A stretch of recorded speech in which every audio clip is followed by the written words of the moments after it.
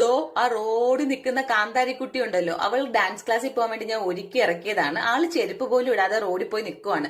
Reason ചോദിച്ചപ്പോൾ 5 kilometre അപ്പുറമുള്ള dance ക്ലാസ്സിൽ ആൾക്ക് നടന്നു പോകണമെന്ന്. പിന്നെ ഞാൻ 2 വഴക്കൊക്കെ പറഞ്ഞു, ഇങ്ങനെ കൊട്ടൊക്കെ കൊടുത്ത് ഞാൻ വണ്ടി കയറ്റിട്ടുണ്ട്. പോയ വഴിക്ക് പിന്നെ സ്നാക്സ് വേണമെന്ന് പറഞ്ഞ ഓരോയുടെ ബിസ്ക്കറ്റ് ഒക്കെ വാങ്ങി. അങ്ങനെ ആൾ ഡാൻസ് ക്ലാസ്സിൽ ഇറക്കിയിട്ട് ഞാൻ നേരെ സ്മാർട്ട് ബസാറിലേക്കാണ് പോയത്. അവിടെ ചെന്ന എന്റെ ആദ്യത്തെ ആദ്യത്തെ പരിപാടി എന്ന് പറയുന്നത് അവിടുത്തെ ഓഫേഴ്സ് ഒക്കെ പോയി നോക്കുവാണ്. അപ്പൊ ഞാൻ ഈ 49 ഓഫറിൽ ഈ ഒരു ചെറിയ ഡസ്റ്റ്ബിൻ എടുത്തിട്ടുണ്ട്. എനിക്ക് പൂജ റൂമിൽ സാധനങ്ങളൊക്കെ വെക്കുന്ന നമ്മുടെ ഈ വേസ്റ്റ് ഒക്കെ ഇടണമല്ലോ, തിരിയും അങ്ങനെയുള്ളതൊക്കെ ഇടാൻ വേണ്ടിയിട്ടാണ്. അത് കഴിഞ്ഞ് അകത്തേറിയപ്പോ മഴക്കോളായിരുന്നു. തിരിച്ചിറങ്ങിയപ്പോ ഉണ്ടല്ലോ ഒടുക്കത്തെ വെയില്.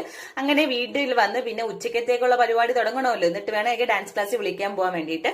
അങ്ങനെ ഞാൻ മീനൊക്കെ എടുത്ത് ഫ്രൈ ചെയ്ത് വേഗം മീൻകറിയും വിഴുക്ക് പുരട്ടി ഒക്കെ അങ്ങ് വെക്കാന്ന് വെച്ചു. കാരണം ഞാൻ സൂപ്പർ മാർക്കറ്റിൽ കയറി ഇറങ്ങിയപ്പോഴത്തേക്ക് അവിടെയുള്ള എല്ലാം വായി നോക്കി നടന്ന് പുറത്തിറങ്ങിയപ്പോഴത്തേക്ക് ഒരു സമയമായിട്ടുണ്ട്. അങ്ങനെ എല്ലാം ചടപടേ ചടപടേന്നാക്കി